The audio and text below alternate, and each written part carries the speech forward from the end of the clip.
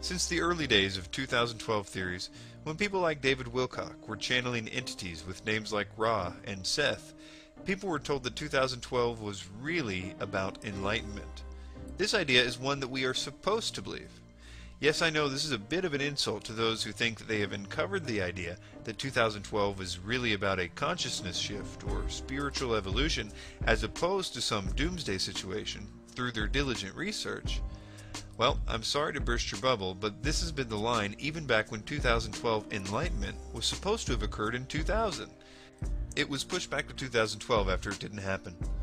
Nowadays, it would be very difficult to find a 2012 website that doesn't make the claim similar to the following. Many people think that 2012 was about the end of the world, but that's what stupid people think. We smart people know that it is really about a great cosmic shift in consciousness.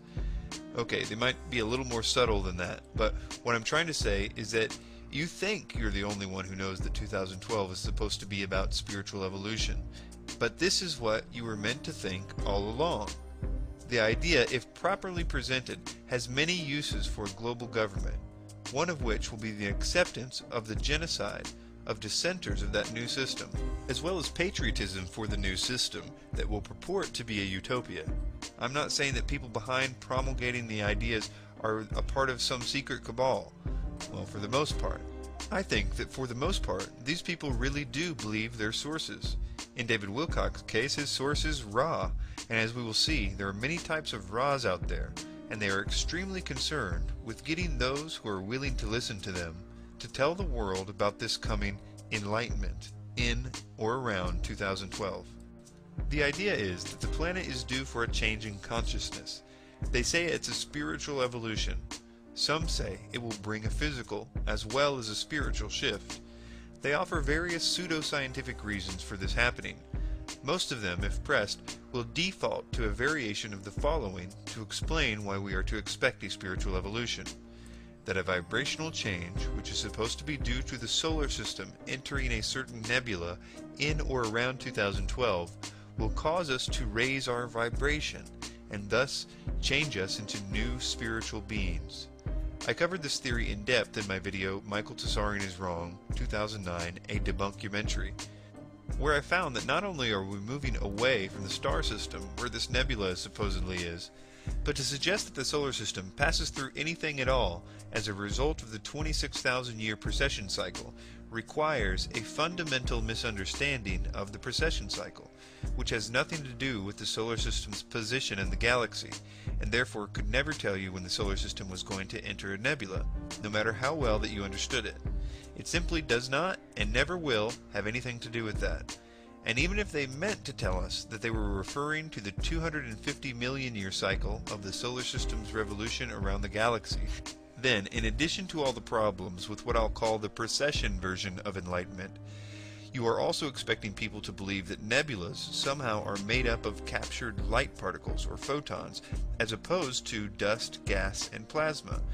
This is a logical fallacy in itself, as light by its nature is moving rather rapidly and doesn't gather in nebulas or anywhere else. And even this is assuming that light somehow is known to cause spiritual enlightenment. But there is absolutely no reason to think this, even if nebulas were made up of light, which they are not. The whole thing is based on logical impossibilities. And if someone tries to appeal to a secret ancient knowledge to validate this, they are usually doing so with some variation of the 26,000-year precession cycle, because, to the best of my knowledge, there is no indication that any ancients were aware of the 250 million-year cycle of the solar system around the galactic center, and even if they did know about it, it would be illogical to expect that things would be the same from one revolution to the next, as the lifespan of a nebula is at the most several hundreds of thousands of years, and one revolution around the galaxy takes us 250 million years to complete.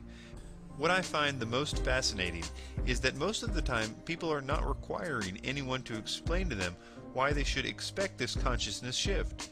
It has almost become the background noise of the New Age movement, and as such has been taken as truth, just because they have heard it repeated so often.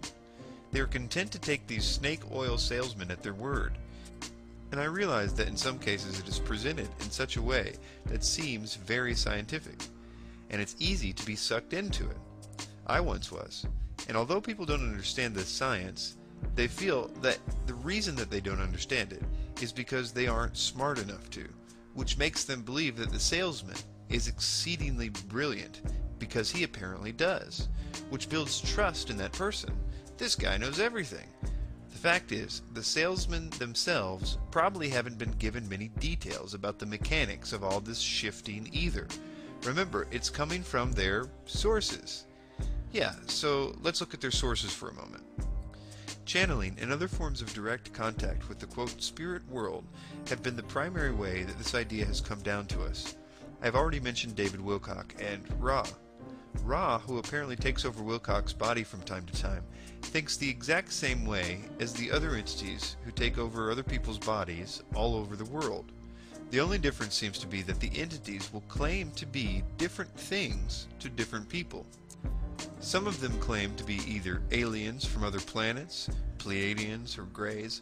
Sometimes they claim to be ascended masters from this planet, or light beings, or angels, or even just plain regular dead people.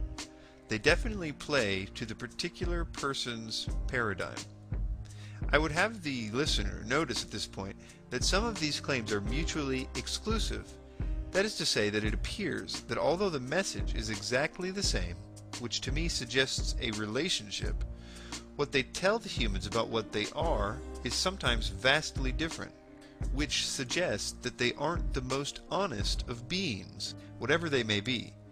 The following is a typical example of something found all over the internet, of people being almost forced to tell the world about this 2012 enlightenment by these beings. In this example, she is in contact with, quote, star people. So you may be wondering then why I'm creating a 2012 blog. I was asked during an alien channeling late in the night, then nudged during meditations back home in Oakland, California, then told with loud clarity while driving through an amazingly strong vortex by the Trinity River. And now, since I didn't take the other 3 blatant hints, I am being pushed to do so now. Alright already, I'm doing it.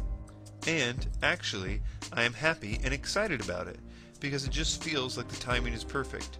Also, I have noticed so many people getting worked up about gloom and doom with 2012. I feel it is part of my mission to raise awareness. 2012 is certainly not a catastrophic event, rather a beautiful, highly enlightening shift to a high vibrational acceleration into a very high dimensions. It is ascension at its all-time best. There are literally hundreds of such cases, each one feeling obligated to share this message to the world after their supernatural encounters. In fact, much of the Enlightenment movement was started by people who admit their work is in some cases directly dictated to them from these entities. Take David Icke, for example, one of the best-known proponents of a coming spiritual awakening in 2012.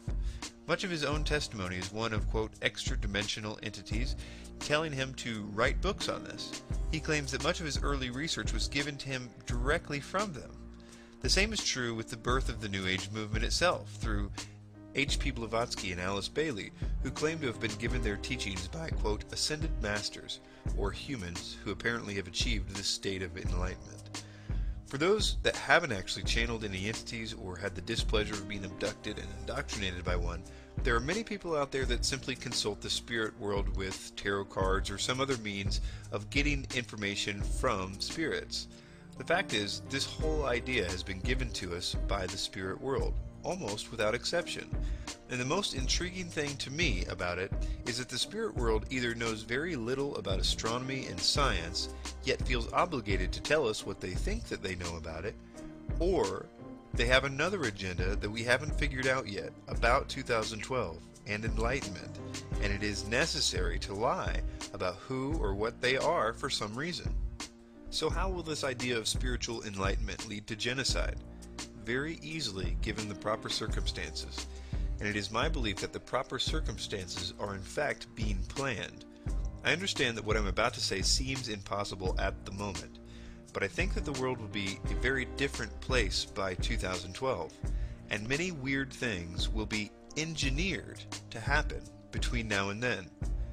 This will be because there is an agenda that will greatly benefit from the masses believing themselves to be bucking the old system in favor of a new, spiritually enlightened one. First, let's look at some verbiage associated with the supposed coming enlightenment. Notice especially the view of those that do not wish to be enlightened, or those that simply will be unable to advance to the higher level like everyone else. There's a lot of talk about the need to eliminate one group in order for the rest of the world to progress into this new, promised spiritual utopia. Michael Tsarian said the following, "And that end date of 2012 signals major changes, positively, for consciousness. Again, as I repeat, before you can have the light, or when you have a bright light, the first thing you notice is the dirt. The survivors are those who can adjust their consciousness and mentality to the nonviolent movement of nature and synchronize their psyches with the universal meta-theme.